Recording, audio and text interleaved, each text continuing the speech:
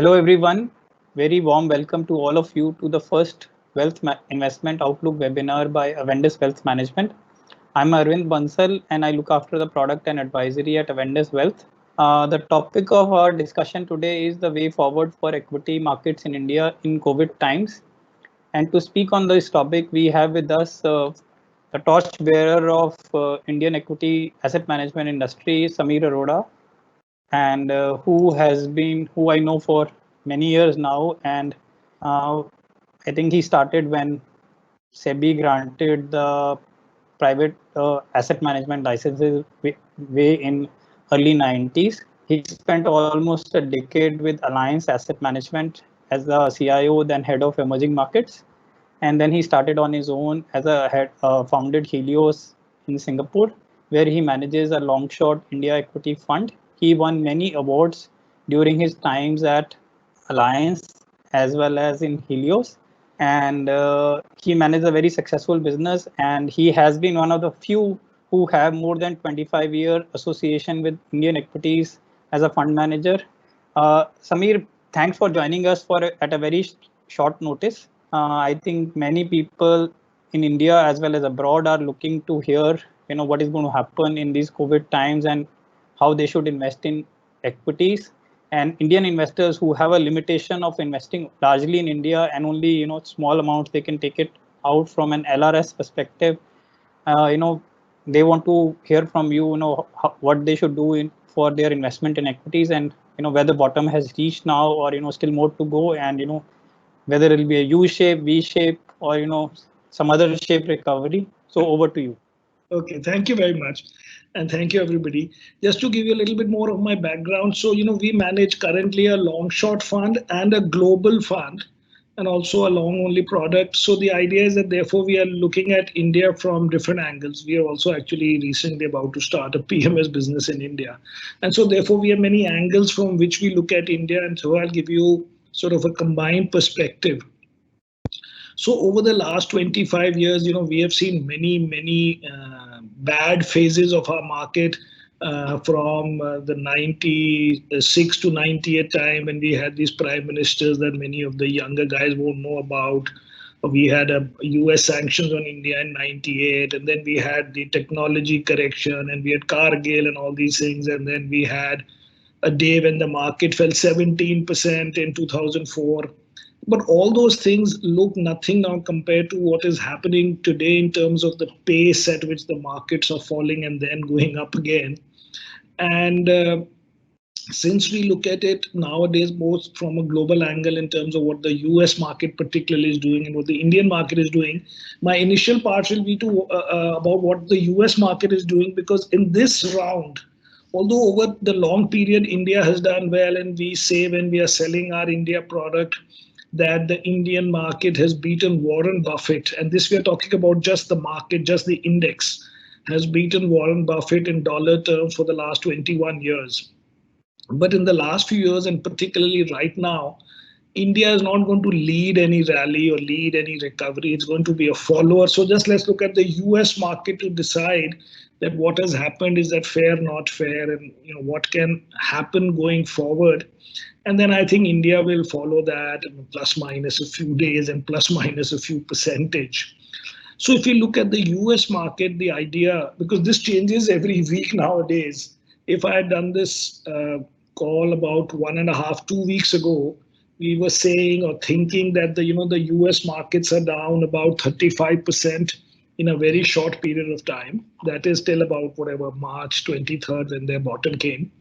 And during this period, I mean, it was like the fifth biggest fall since World War II. It was almost in line, although a little less than what happened in World War II, when an equity market problem or an economic problem was also accompanied by a large number of deaths. So, for example, in World War II, the US market fell at its bottom around 46%, but it bottomed out around 3 years before the end of the war in 1942. And therefore, a 35% fall looked at that time big. And the idea was that we are looking at, when a cure can be found. It's not necessary that it will be available to everybody, or when there is a strong, some signals of a vaccine, which might take 12 months plus that there should be some success of this social distancing, that the death rate should be peaking, and then the admission should be peaking, and new infection should be peaking.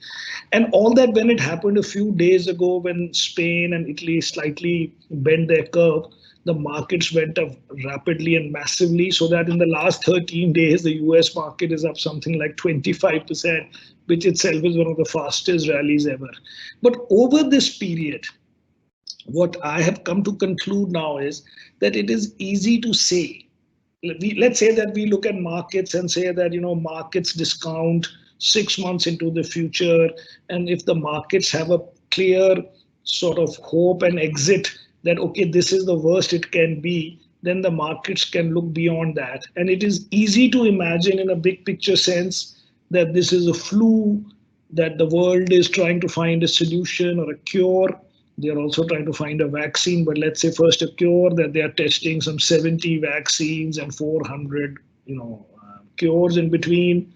And that social distancing, whether by government fiat or by people's own change in behavior, all that will bend the curve or flatten the curve. And therefore we can look beyond the first 5-6 months and say that everything will be okay. But now I feel over the last few weeks that even if you find a cure tomorrow, which you are not finding, the permanent damage to many businesses, the permanent damage, or at least a semi-permanent damage to many businesses is going to be quite high, which means that over and above what happens to the infection and to the flu, the collateral damage and the secondary effects and the side effects and follow-on effects are quite high, and therefore we need to wait a little bit to understand who will be a winner or a loser in this. It is not 100% clear that whether this work from home is actually people will accept it beyond a point, or is it because currently it is more like a 20-30 day expectation that people don't mind it. We don't know whether in Delhi, Bombay, Bangalore, etc., where people may be living in small apartments, whether they really can work from home. Will they permanently put aside area for working from home? How will people manage that? And so therefore, now what we are saying is that broadly the bottom, either it has already come and gone, or it is somewhere near in terms of time. Time in the sense that because the markets fall so much, that if they have to fall, or they also go up so much in a very short period of time, that if in 1 month it doesn't fall and mostly these events have crossed, then we can also say that the event is over in terms of finding the bottom. But it does not really matter, according to me now, to find a bottom or not. Broadly, we have to find winners or survivors of this thing, where they are nearly guaranteed survivors because they don't have leverage, because their relative position in the industry is not threatened, where nobody else can come in the short period or long period to change their relative position. And basically then you are just calculating and seeing how low they have fallen or not fallen, and then you buy them somewhere along the way, but you don't put everything in one shot. But I think right now the question that we have as a research team is that how this business is being threatened, whether it's a movie business or even if it's a real estate business, or whether people will buy cars because they want to go on their own, or will they still have Uber, Ola, because anyway there'll be no jobs. What will happen to the people who are fired, because a lot of people are being fired? I don't think all of them will be rehired, because when the market corrects and businesses go out of business, you can bankrupt them in months, but you can't unbankrupt them so easily. That itself takes some time. So I would think that the economic recovery and coming back to the situation that was in December or Jan is at least 1.5, 2 years away.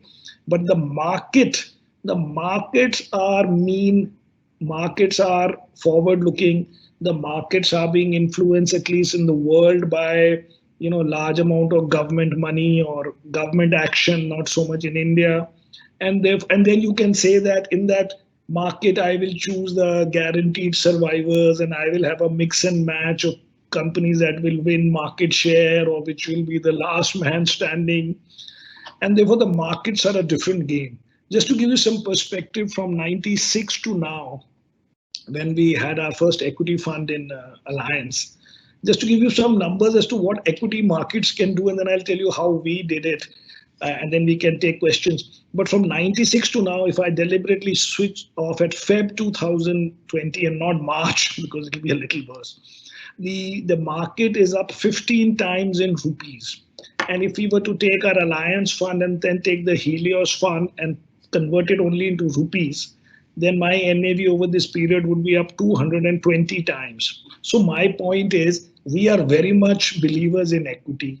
We are very much believers in returns that can come out of equity. My returns or our two fund, if you took it as one continuous fund, would be one of the highest in India. But the point is, today, for completely new money, we are also trying to be cute. We are saying, wait a month. It doesn't matter, because there is still a probability of a tail risk, that what if things go out of hand? What if there is more fear coming from fear, more job losses because there are job losses, because there's inadequate response of the Indian government, or if things go bad? For money that is already invested in our long only products, it's not that we are selling and walking out of the market. But if you are looking at new money and if you wait for a month, you will be better off. It's not going to change your life, but you will be more at peace. Because this whole game of making money in the market is a game of surviving. So that when the market falls in the night, you're still sleeping okay, you're not putting everything on the line.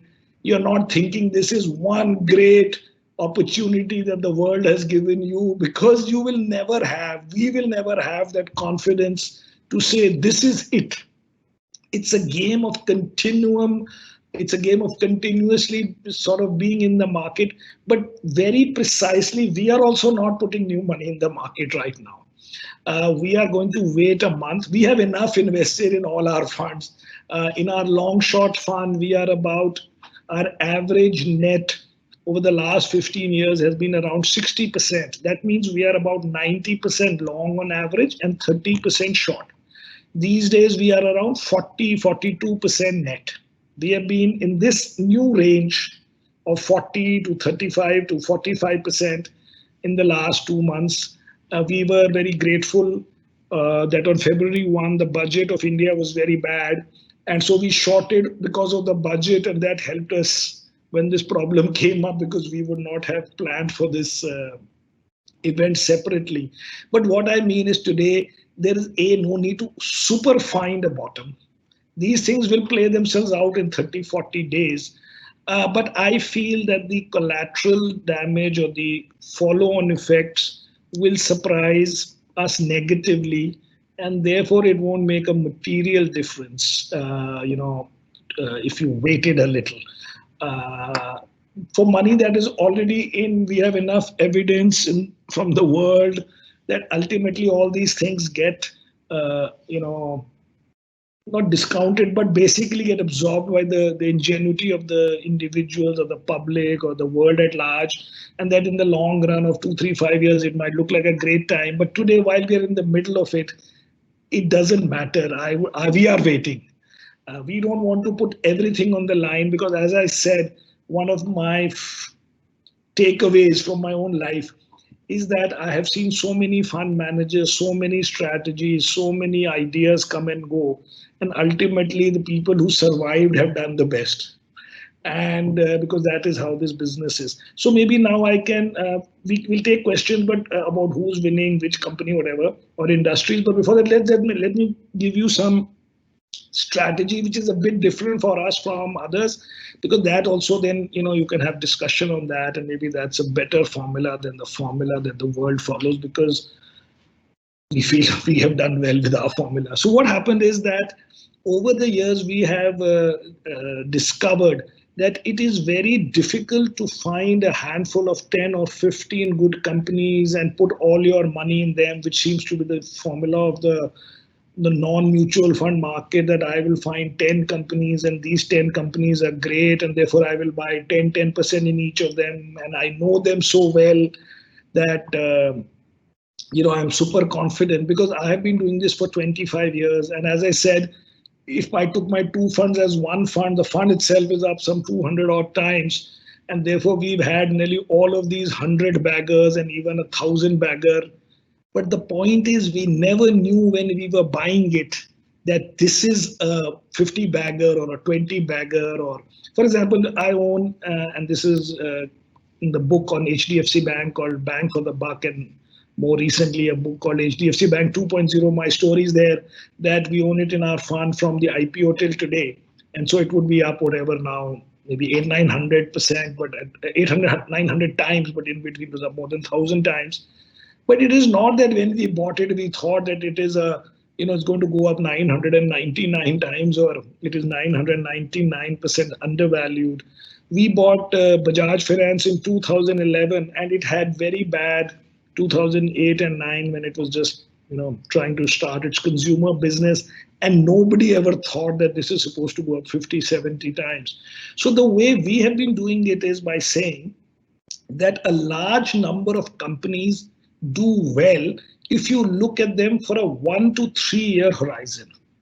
But very few companies do well if you straight away want to commit to a 6 to 8 to 10 year horizon. This is all pure statistics. So if you look at 500 companies in the universe, let's say, and you say how many companies will go up 20% per annum for, say, 15 years or 10 years, the number of such companies are very few, maybe 30, 40. And so it is, and also when you're buying it at that time, you don't know that it is this company which is going to be that winner. But if you look at companies with only a 1 to 3 year view, and this is pure stats, we have done it for the last 15 years, that how many companies go up 20%, let's say for 1 year. That means if I look at how many companies went up 20% in the year 2005, calendar year, just look at the number of companies out of 500. Then you write down that number. Then you say how many companies went up 20% in 2006. Just write down that number. And that number you keep writing for each year. The average of this from 2005 to 2019 is 245. That means on average, some years there'll be 400 also, like a year like 2009. And some years there'll be only 10, maybe like a year like 2008. But on average, 245 companies go up 20% for 1 year. If you convert it to 2 years and say, let's say I'll buy a company on 2005 January 1, and how many companies went up 20% per annum for 2 years, that is basically 44%, up to 2006 December, so 2 years. Then you start from 2006 January 1 and take it till 2007 December, and so on and so forth. This average for 2 years at a time is like something like 195 companies out of 500. So if you start by looking at companies and saying, I am buying them for a 2-3 year type view, you will be fishing in a bigger pond where there are more chances for you to, you'll be fishing in a pond where there are more fish and you have a higher chance. And then out of those, you will find companies that you will keep for a longer period because they turned out to be good. And at the end of second year, when they had given you 20% return or 18%, you thought they'll give 20, you keep it. So, for example, when we bought Bajaj Finance in 2011, nobody ever thought that this is supposed to go up 50, 70 times. It was a regular company, but it was a good company. It met all our requirements. So our game is eliminate companies on various grounds, on ground of strategy, theme, on valuations, on company history, on management quality, on accounting. And then what you can't reject, you buy. Instead of saying that I will actively search a good company, we are only eliminating bad companies. And secondly, if there are many companies within the same sector, so if you were left with many NBFCs at that time or many private sector banks, that you can reduce because it's easier to do that comparison. Or if you don't like we don't like state-owned companies, or we don't like commodity companies, so we remove them from that angle. Or we will not like clearly where the history is bad, where accounting is bad. But we are not saying that these are good. We are saying there is nothing bad. And so you buy 30, 35 companies, and only some will do well, and some will you break even, and some you will lose. But the arrogance of saying that I know that these 10 companies are good is completely misplaced. So you look at it today, some fund manager will say these are the 10 new great companies, which are HDFC Bank, Kotak Bank, Bajaj Finance, Nestle, Asian Paints, and exactly the same strategy 3 years ago was said by another fund manager who will say buy the best, highest quality companies, but his companies were Page and Eicher and Airtel and RBL Bank and something else. Completely the thing. The point is, at that time we had those companies, and today we have these companies, but it is not 100% of our portfolio. It will be 30-40% of the portfolio because our universe is bigger, because we don't know how long these things do well. We know that these companies that we own, we try that they are not bad companies in any way. We can't reject them on any ground, but it's not the other way around. So, for example, last week, maybe no, before that, and maybe early March when I was in India, I asked one promoter that what do you think is a good management? And he said a management which does not steal. So we consider that as not being a bad management. So that's what I mean. If you say that my accounting is good, my accounting is okay, you kind of flaw with it, that does not mean you're good. That means you're not bad. And the advantage of seeing it in this way is to say that if there were 30 companies which I couldn't find anything wrong with, I will buy 30 of them. I will not artificially differentiate between companies, or I will not artificially differentiate that whether HDFC Bank is good or ICICI Bank is good, because we feel both are okay. Buy both, doesn't matter. Because a number of companies are going to do well for a shorter period, and very few will do well for a longer period. And so your probability of saying that I already know which is very good and therefore I can directly buy it for 8-10 years, that probability is near zero and just a marketing thing. So therefore, in that sense, we are diversified, but we are also current. Because of buying more companies, you can buy something. If mid caps are doing well, you can tilt it a little bit by buying 3 companies there. If some sector is doing well, you can tilt it there. Now look at Rakesh Jhunjhunwala. So Rakesh Jhunjhunwala has made his billions basically out of 4 companies, Titan and maybe Lupin or Crystal or something. But he would have bought 50 companies in his life. It's not that he bought 4 companies and all of them worked and therefore. So that is our thinking, that you have to buy more. You have to believe in the stats that if you fish in a pond where there are more fish, there's a higher probability, and maybe you'll find a very big, good fish in that, rather than directly trying to find a few fish. So that is our big picture game. Now we can talk about stocks in general. Arvind, maybe you can ask me questions, but I can read some of the questions, but I think you choose the questions. So I think one few questions which people have asked. One is, how much role you think Indian government can play in reviving the economy. The second one is large cap versus mid cap, and third is which you believe, given the market conditions where we are, which industries or which sector you like the most and could be future winners. Okay, so the first question is that, since I've been doing this for too long, I have basically always made mistake in believing that our government, and this we're talking about our government and not this government in general, has done anything directly to help other than once in a while. I would think that this government has not shown any interest in helping particularly directly the equity market. And therefore, I think no help should be expected. Actually, my thing now is that when I come on CNBC or somewhere and they ask me what the government should do, like budget time and all, basically now I don't come pre-budget, because when I say this is what they should do, I start getting convinced that it is so obvious that this is what they will do, and then they don't do it and we lose out. So let's work with the assumption that nothing will be done. Nothing meaningful will be done to help the stock market. If it is done, we will be very grateful and enjoy it. Like we enjoyed for a few months the corporate tax cut, which one day before I would have bet anything that this cannot happen. So even now, I don't think anything much can be done. In fact, right now, what is needed and they should do, and it will match their interest and our interest, is to throw money at the poor, at the bottom 30%, because right now the demand is going to be an issue. Even if tomorrow the prime minister says that we are going to at 10 a.m. That we are going to start some parts of the economy or some parts of manufacturing, we need buyers. I don't think if you tell a car guy that you can make a car other than for export, that he even knows what to do, because there has to be a buyer, and we see the job losses and stuff like that happening. So let's not rely on them. If it comes, we will be happy. So other question was on sectors. No, what was the other one?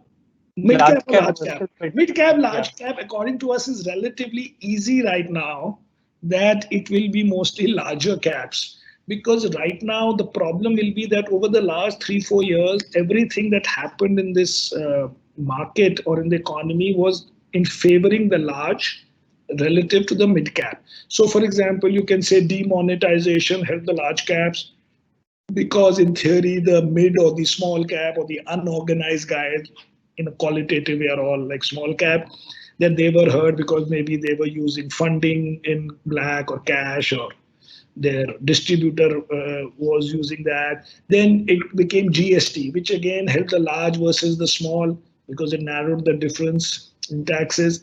Then you could say RERA, it helped the large versus the small in terms of real estate, because it was the small guys who didn't have the funding. Then we had the NBFC problem, which also helped the large versus the small, because in theory it was the small guy who could not get access to financing. And then we thought it is all over, because it's 3 4 years, 3 years have passed, or 2 years have passed. And in the beginning of this year, I thought the market will broaden.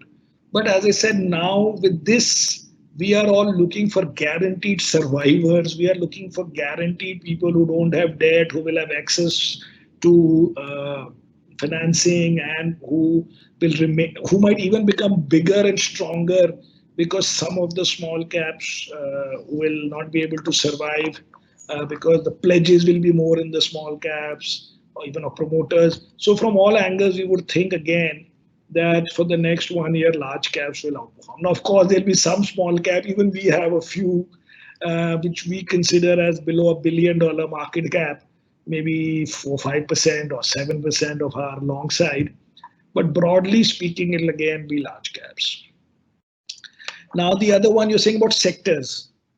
Actually, the sector problem is this time more serious, because if you look at this World War II kind of thing, which you're saying, so the World War II, the market bottom, we're talking about US market, bottomed in 1942, and people in US must have thought that anyway the world war is not happening in their country. Maybe their soldiers are dying, and they were producing, and they started producing. And now the problem is that we don't exactly know the secondary effects of this in terms of behavioral change. So, for example, immediately after this virus thing, we thought, oh, real estate is okay, because what will this do to real estate?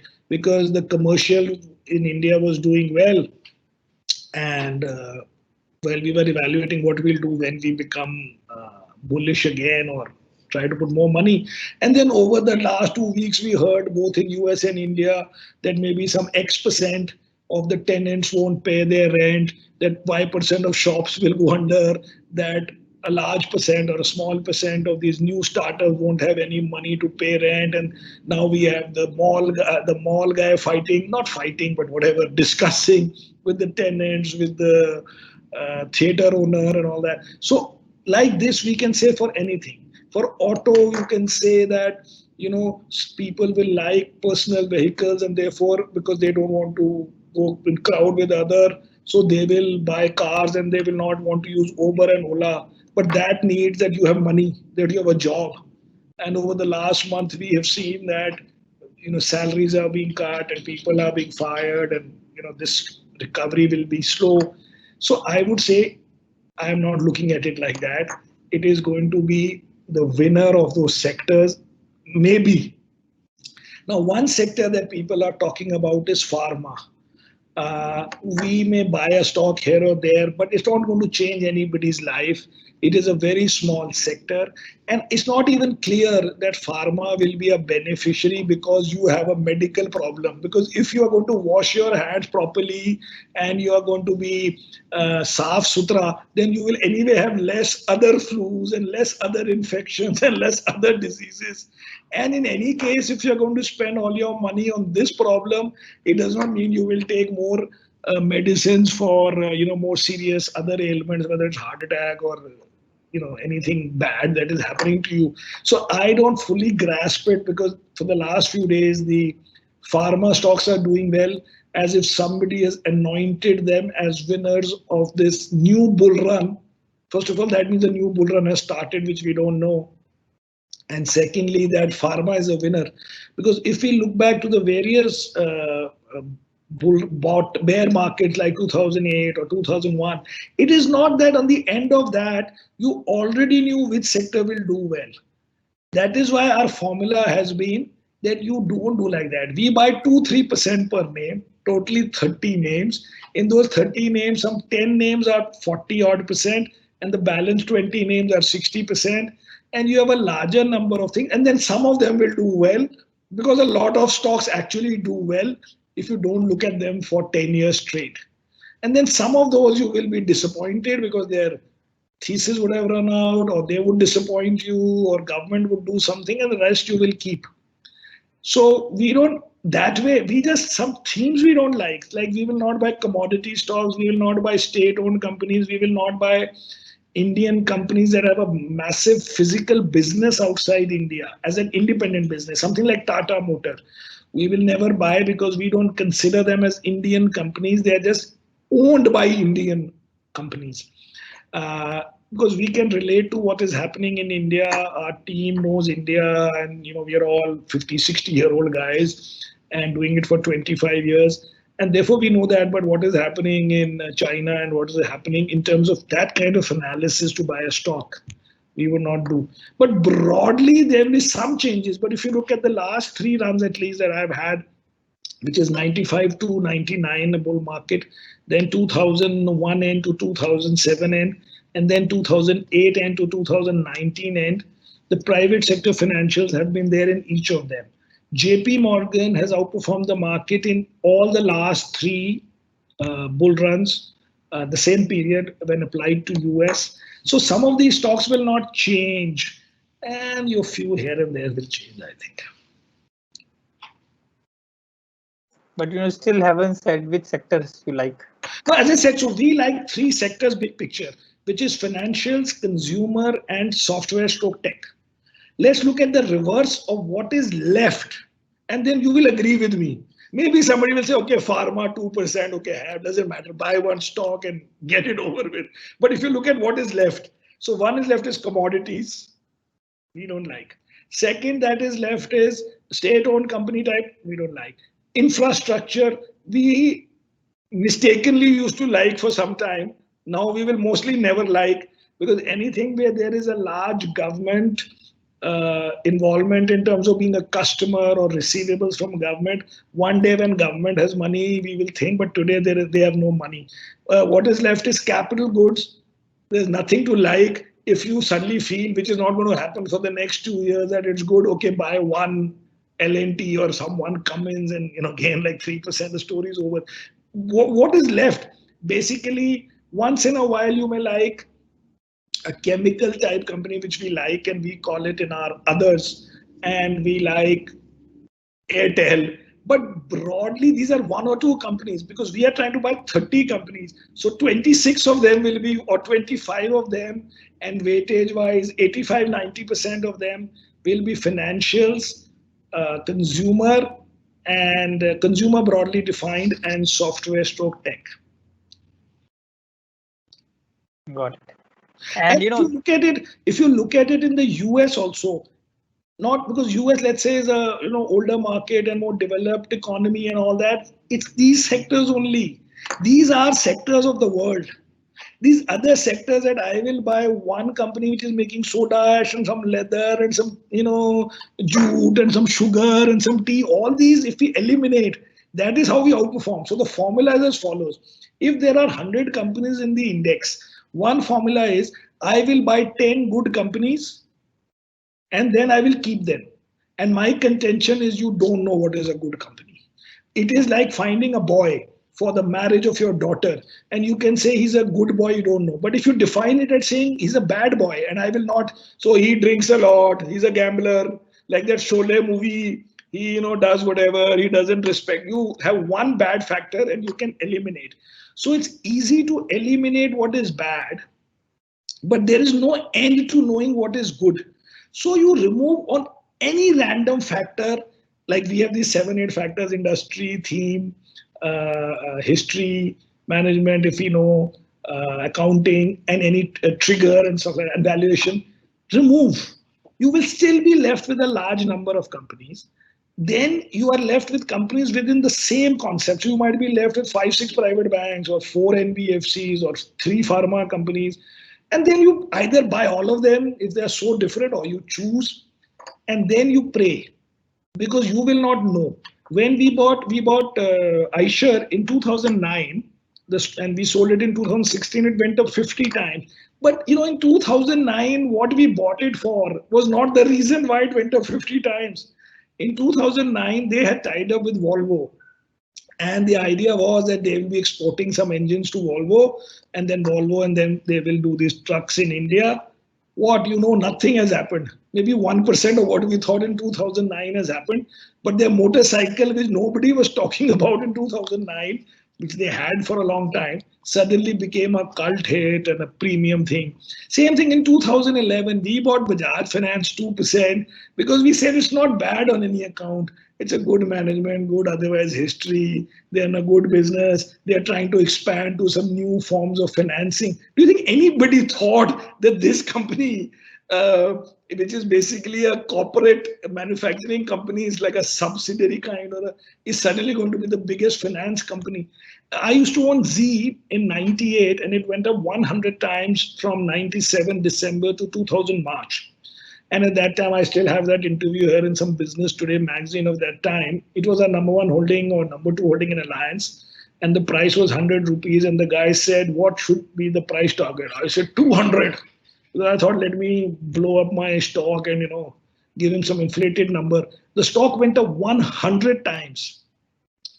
And because we trim, because we don't let stocks go out of place to above 4-5%, at that time 7%, we kept selling, and then it fell 70% from March 2000 to December 2000. And by the time I may have sold that balance, it must have lost 40%.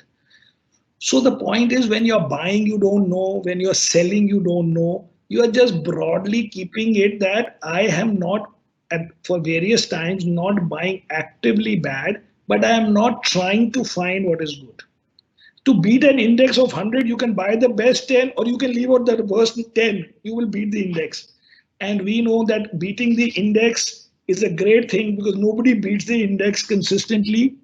And therefore, if you beat the index, you beat everybody. And in the end, index beats everything. It beats your debt. It beats your real estate. It beats your gold. It will beat everything in the long run, provided in the short run, you are constantly beating the index. You are better than everybody, kind of thing. One question which many people have asked, one is, are we near the bottom? And do you think the recovery will be U-shape, V-shape, or, as you call it, bathtub recovery? No, it's not going to be V-shaped, because as I was saying, you can bankrupt companies very fast, but you can't unbankrupt them. You can fire employees very fast, but normally that it'll be tough too, because you will keep fighting. You mean the company will keep trying to find reasons to hire back. Maybe they'll hire back half of what they fired. So this problem is a bit serious, because another problem is that it is not that even if there's a bottom found, that the businesses have gone to steady state. Because right now, at least for 6 months, will you fill a plane, or will you say that a plane can only have 50% capacity, a theater can only have 30% capacity, in a mall at one time there should be only so many people? Another problem is that, like in Singapore, the second wave is pretty bad. Right now we are getting about more than 250 per day. And this is when Singapore was declared as having the best thing in the first round. China is currently having 100 new cases a day. So this idea that even if you open tomorrow, the fact that you were closed for 20 days means now we are moving on to the next city. It's not like that. So this is a slow game. The good thing for an equity fund manager is, what do? You have limited choices, because like normally the longer term returns for the new life, not my Alliance life, which was like 35-40% per annum, is like 15-16% per annum or 17%. Now, the debt, our benchmark, first is we as fund managers have to beat the index, and we are therefore beat others or have to beat others. But equity itself has to beat debt, which in the long run is very easy, because there is evidence from 100 years, from 16, 14 countries that even I have, US for more than 200 years, that equity will beat debt by 5% per annum. But right now, the equity benchmark for you is maybe you make 4% post-tax. And to beat that, the equity guy has to make only 5%, because our tax rate is also lower than a debt guy's tax rate. So that looks is very easy. And if it doesn't happen in 1 year, you will make double, triple in the other year. And therefore, that is the way to look at it. But it's not V recovery anymore. There is no V recovery, correct? Do you see, in the financial services, is there any more stress left? And, NPA is ballooning because, this moratorium, pile on moratorium is on the borrower, not on the lender. And, and things, especially on the retail side, although many people have seen demonetization, but NBFC, a lot of people have now a lot of retail exposure, especially through NBFC. And there are some larger groups who can be potentially stressed. Do you see, another ILFS type or Yes Bank type happening soon? Soon? No, even no. I don't think that a complete failure. I don't know. At least not in the stock that we own. But in ILFS, we were very proud. Hey, we have no exposure to ILFS in any form, or even a dead personal investment. But how did it matter? The whole thing came down. So right now, I would think that NPAs have to increase. There is no doubt about it. The only thing is whether the companies or the banks can handle it, and we think that the large 4 private banks can all handle it very, very easily, unless this problem becomes 6-9 months. Plus, there'll be some government intervention of some level.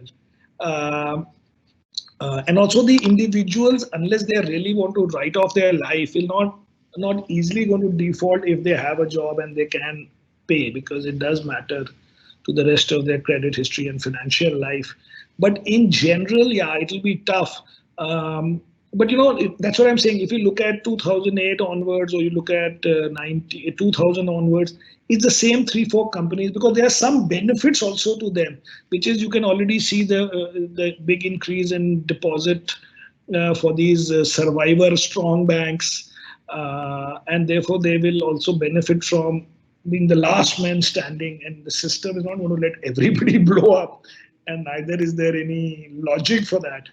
But yeah, things are not going away. So when we say financial sector that we like, or finance, we mean 3 things. One is private sector banks, because we don't buy state banks, owned banks. The second is insurance. And third is 5-6% in NBFCs, which historically for the last many years was basically Bajaj Finance. But even after it was up 70 times for us up to 2020 Feb, even at that time it was 4.5% of our portfolio. So we trim, we don't let anything go. We have only 3 stocks above 5%, and they'll be 5 point something only, and maybe one ICICI Bank is some 7-ish. But broadly, we play as diversified within the names. But currently, the NPA problem is, it's going to re-emerge a little bit for sure. For sure. People are demanding that you should give your top 5 picks. No, top 5 picks. Top 5 currently held. Yeah. Okay, that I'll give.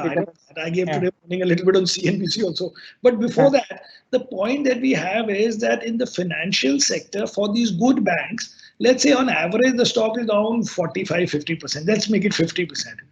and let's say some consumer type name or a pharma type name is up 30-50% in March, right? Because they had some medicine and some quinine for 1 rupee that 10 guys can make, he also makes, so it's up 50%. So now look at it over a 1 month period, that if they both were whatever valuation and fairly valued at the beginning of March or end or middle of Feb, then you had one stock has gone down from 100 to 50, 55, 60, and the other has gone from 100 to say 120 to 150. And now some people are trying to sell this stock which is down 50 to buy a stock which is up 30, 40. It is a 200% difference now. So the only reason to sell a stock down 50 is if you think it is going to 0 or going down to 20. That phase, I think, is over. So what we are saying is we want to, in a sweet spot, buy with new money or averaging or whatever, stocks that are down 30%, 40% type, but not stocks that are down 70, 80 for the moment, because we ourselves get nervous as to why it is down 70, 80. What is it that we have not understood? But neither are we idiots that we are going to buy stocks that are up 20%. We have some of them, like these Nestle types. But we are not going to go and buy a stock which is up 20% and say, wow, we took advantage of this crisis and bought a stock which is up 20%. Because all you need to do, which I have done, is to go and see what happened to these stocks from, say, December 2007 to, say, either you can take it till September, October 8 or till March 9 and clearly see that they outperformed, and then they massively underperformed, like lever types. So the idea that you will buy a stock up 20% and say that I am taking advantage of this global correction, I find it very ridiculous. So our favorite stocks in general are private sector banks. So we like, right now, number one is ICICI Bank, and then we have HDFC, and we have Bharti Airtel, I think third, and then we have this DMart. It has gone up in our weightage because the stock has not fallen this year. We never intended it to be above 5%. We will bring it back one day soon, and then another one of these here or there.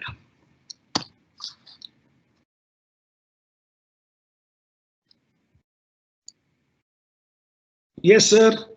Can't hear you. Okay, sorry. India versus US, right? And I think you tweeted something saying US could come up faster. So somebody has asked. Because now we have a US fund or a global fund, there is no comparison. There is no comparison between India and US. US is a great, great, great market and great, great, great companies and a very responsive government. So India is going to, I think, nearly guaranteed underperform US. But if the US does well, then India also does well relative to its debt and its other things. But there is no comparison. There is a different level of those companies. You enjoy owning them. Let's say. Okay, and then everybody should everybody should put LRS money, not in US, but in international, which mostly is US. Because the US information is easily available. But secondly, you enjoy that you own Amazon and Google and Netflix. Who wants to buy some third-rate Indian cement company if you could buy some one of these companies? Yeah, it should be done. And any views you have on SFBs and microfinance companies? So right now, we used to own one of these microfinance companies, and we sold it in March only, and some early on in March, because I think these are the sectors that are going to be badly hit. And now I hope that because I have bought once before also, a microfinance company, and in the end, broadly what happens, it's like microfinance, according to me now, we had one stock till a month ago, but now I feel that these things are very bad businesses because they will continue to do well till something bad happens, and then basically you lose all whatever you may have lent, or it's a big painful process. It's very similar to having government as your client.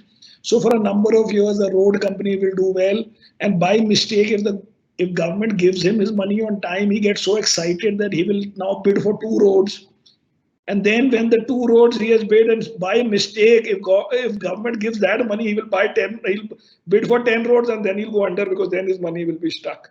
So it's like some of these things, same thing. Now I feel in microfinance, because any problem that comes, suddenly, if you don't collect your money for the next 3-4 months, it takes you maybe years to get it back, if at all. So yeah, we don't like it now, but it is not that we were always so smart we had it till a month ago. Any views on gold and cryptocurrencies? No, cryptocurrency I don't like. Gold, personally, I have maybe 3-4%. But these are from the 2008 times, when the fear was that the whole world will collapse and people should buy farmland and you should take a safe and buy gold. And my friend told me that don't buy the gold ETF in US because they don't own physical gold. Buy the ETF of Switzerland called ZKB because they have physical gold. Those were those kind of days. And so I still have those, but yeah, I mean, it's okay. Gold anyway Indians have because of jewelry and also it's okay. You have spoken about the longs, a lot. Can you give some details, or what are your views on the shorts? Actually, we have made a lot of money on shorts in our life. So if I were to tell you that we are 90 long, 30 short. So from inception in 2005 to today, it means, because the market is up whatever 300-400% in rupee terms since then. So that means if your NAV is up whatever X, then you should make a lot of money on longs, and you should have lost on shorts because the market has gone up. So the thing would be, if you make 3, you lose 1, since we are 90 long, 30 short. But for us, we made 80% of our money from longs and 20% from shorts.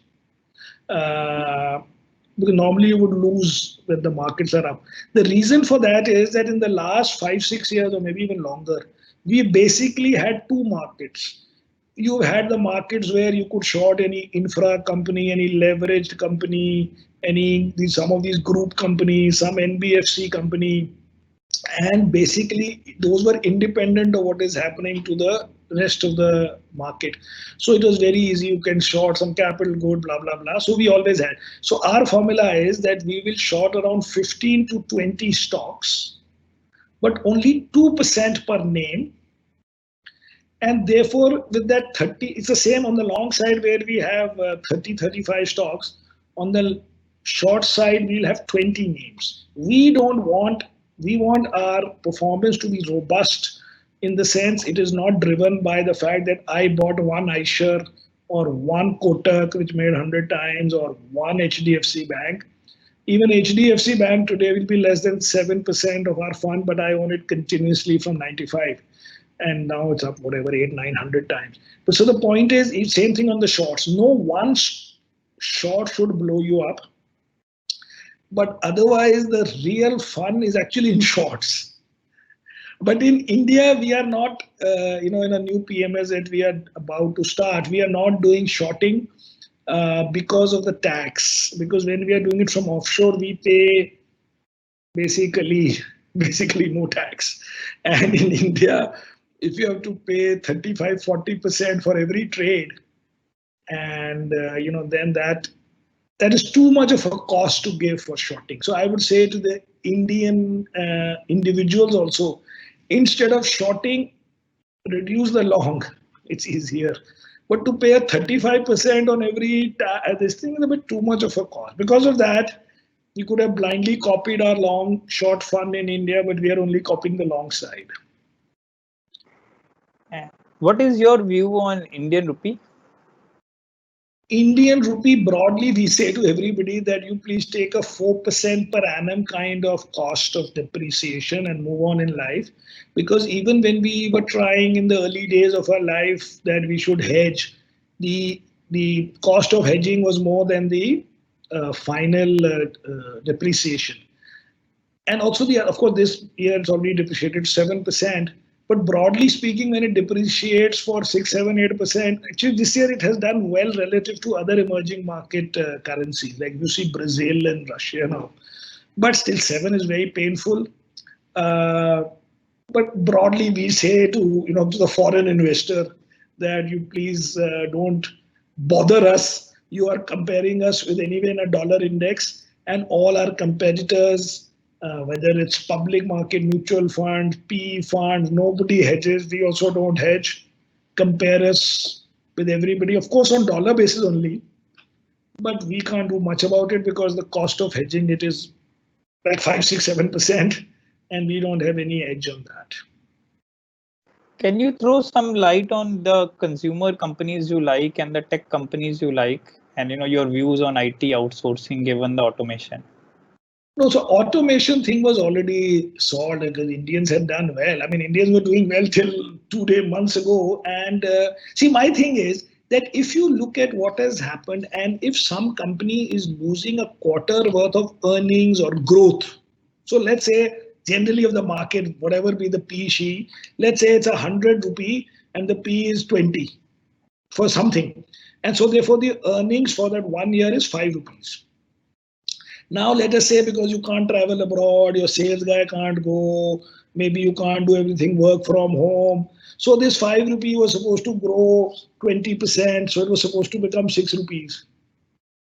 Now you blew up 1 quarter. Mostly you're not blowing up the earnings, you're blowing up the growth. Or let us say you blew up 1 quarter and you had zero earning. So what? You've lost 1.25 rupees on 100. Now, the only way it matters is if you say that during this time, the company has changed. It has been disrupted, that customer has discovered something, and therefore now the new base of earnings is 375. Then it's a very different thing. Then you reduce the earnings 25% and you are saying it is sustainable. Not sustainable, that is not recoverable.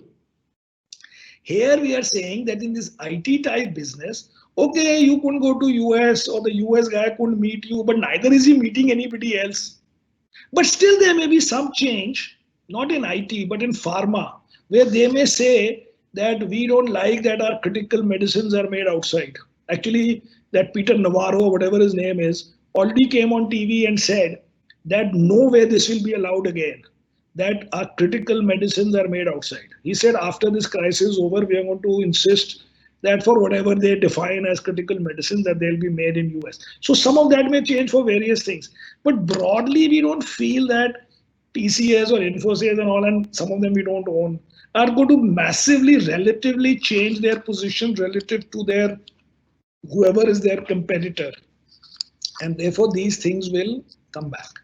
On consumer, the problem is that we had both discretionary, a little bit, you can say, a non-discretionary. But the non-discretionary, the stock prices are like mad. Just because your people are hoarding for 3 months, they will not buy when they come out, because it's not that they're going to eat more. But so when we have these 30 stocks, there are some stocks that we have bought because we think they will go up, and because we like to buy more names, because we are optimists in general.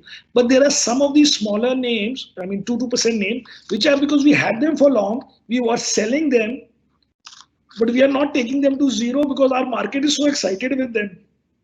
So one of them I'm telling you is Nestle. We've had it for many years.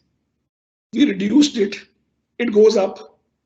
We reduced it, it goes up. Now we are saying, okay, it's okay, 2.5%, let it be. One day, in 6 months, 3 months, 9 months, when we find that that these stocks are underperforming our own NAV for 3-4 months, and you will broadly see that things have changed, we will sell. So you can use, if there are more names, you can use it for entering and also exiting. But I don't like the idea of these young new fellows who come and say, I know that these companies which have done well for 20 years will again do well for 10 years. Because I say, tell me in the world, companies that have done well for 30 years, zero. Secondly, what if you were doing this research 20 years ago, and that time you were using this strategy, you would have said, I'll buy stocks that have done well for 20 years from that day. So let us say today a guy says, I'll buy these great companies because they have done well for 20 years. So let us say, okay, very good. Now, let's say you started this strategy in 2000. So in 2000, you will look at companies that did well from 1980 to 2000. So you'll have Modi Rubber and JK Singhania, God knows what all come, or Tata Chemical, because that is what were doing well in those days. So to say like that, I can't imagine. So we have, but some are on the way out, some are still up there, and some we will eliminate. So in consumer sector, we have similar companies. It's just that we don't commit ourselves to saying that this is God's gift to mankind, and that anything that goes wrong in the world is for the benefit of these companies and for the country. In actually 2008, my biggest mistake was that anything that goes wrong in the world is going to help India. Oh, world is bad. Oh, that means oil is bad. Oil is bad means we save 20 billion. Oh, financial is bad. Oh, my financial is not bad, therefore they'll buy HDFC Bank. Oh, the world is bad. Oh, they're old. They'll all come to India because India has young people. Oh, the China is bad. Oh, no, they will go and do their back. Or nothing. We are one more country. This idea that anything that goes wrong in the world will suddenly make India, we have seen for too long and mostly have personally as a fund manager have mostly lost in believing everything like that. So it's okay is the answer. Sorry to break some people's hearts, but I'm an Indian even now after living in Indian citizen after living in Singapore for 20 whatever years. But no longer is it that India is God's gift to mankind or that these companies are God's gift to Indian investors. They're okay. Last question. There have been a lot of talk that, some because of this, there could be some shift from China by the West to India on the manufacturing, given the dependence, they have, and as a result to diversify their supply chain, etc. And do you think that will happen? But that has been also, like you said, have been talked about for long. No. This we up to a point we agree with this because this was already happening in chemical sector, a little bit in pharma and specialty chemicals, and we own one company there. So there was this thing when the Chinese guys worried about the environment and or pollution and their blue sky strategy or whatever, it helped. And now also it is a bit logical because India has reasonably high make in India duties for protecting the manufacturing. And so the components and all, if you buy it better than if you buy the end product. And so it is possible and reasonable to assume that some of these companies, either because of this problem of China or the previous problem of China, which was the trade war with US, that they will move when A, you have a reasonably low tax rate in India for new companies, and B, at least you will save that protection. I mean, you will be protected. And therefore, we own one of these sort of assembly companies, you can say, because in the beginning, the global company either should be confident enough to directly make it on its own account in India, or at least give business to these assembly fellows. And then over time, when that size becomes big or he understands India better, they can make it on their own. They can first make it for India consumption, means India sales. And if they are then happy with that, they will make it for the world. So that will happen on the margin. But in terms of so that helps the economy and the country. It's like oil, which is going to help the country and the economy. But directly for the stock market, there are not too many candidates for this. And therefore, it's like one stock you can buy or not buy. But again, it's not material from a stock market point of view. It's like oil, which somewhere at the back of the mind, back of the thing is helping India because you are saving billions of dollars. But it's not helping my stock market directly because the stock market is influenced by the same things which are bringing that oil down, which may be growth or some crisis problem or lack of growth or some flows from sovereign countries or remittances from Middle East all those things will also negatively affect. But it's a use in a big picture sense. It's very helpful if oil prices are down because we are importers of oil. So there is no thing better than a direct benefit. So this will also happen. I think this will happen a little bit. This transfer of capacity or new capacity being set up in India. Yes. I think Samir, that's it from our side. Thanks a lot for your time. And Shilpa. Hello. Yeah, I think that was a very insightful session. I think we all really enjoyed it. And thank all the participants for also attending. And for those who may have missed out certain parts, we'll be sending a recording very soon. Thank you. Thank you very much. Thank you, everybody. Thank you, everyone. Thank you. Thanks. See you.